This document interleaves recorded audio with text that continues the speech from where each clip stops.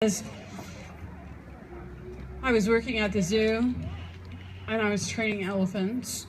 We were trying to train, this is when we actually went in and trained the elephants, and we took them to like the Charger game and parades and everything downtown. We had to take this young elephant somewhere, but I had to get it used to like crowds of people. And I looked out and I saw the obedience club. I saw all these people out there and they had dogs and everything. We're going to take the elephant and we're going to take it out to the front of the zoo and we're going to work it. And there was a marching band from the high school. We're going to work this elephant. And I came across Fawn and Audrey Johnson, and then I ended up taking my dog to classes. And I learned so much. I mean, you say, well, how do you get a job at the zoo and working wild animals? I learned so much from Fawn Johnson, and I have continued to learn from dog people.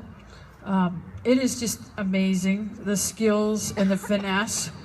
And I think of all the years that I have trained every imaginable kind of animal, and then I find it challenging to train my own dog sometimes.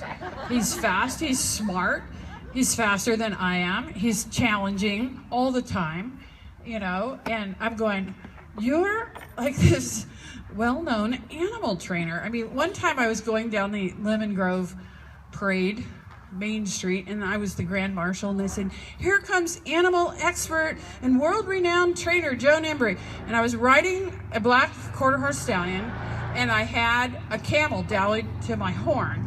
And I reached up to wave because I was being introduced, and the camel spooked at my hand and pulled the dally off the horn of the saddle and went running down the parade route. And I go, oh crap, how embarrassing. How embarrassing is this, you know?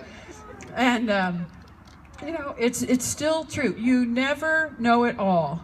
And I have to tell you, you know, the old standards that I learned from Fawn and Audrey and the handlers and trainers down there have held true throughout with so many animals. I don't care if it's horses or wild animals or dogs. If you're a good dog handler, you can translate those skills, you know, to other animals and other scenarios. It's kind of an intuitive thing.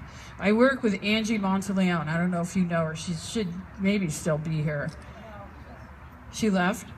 She went home. Why? Because she has a kennel, and that's what she does. She works all the time.